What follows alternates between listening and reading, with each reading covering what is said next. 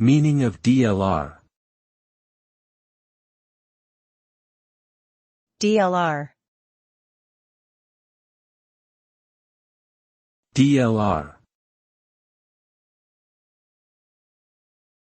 DLR. DLR. DLR stands for Deep Learning Recommendation, which is a type of algorithm used in recommender systems. It utilizes deep neural networks to analyze user behavior and preferences, and then generates personalized recommendations based on those data.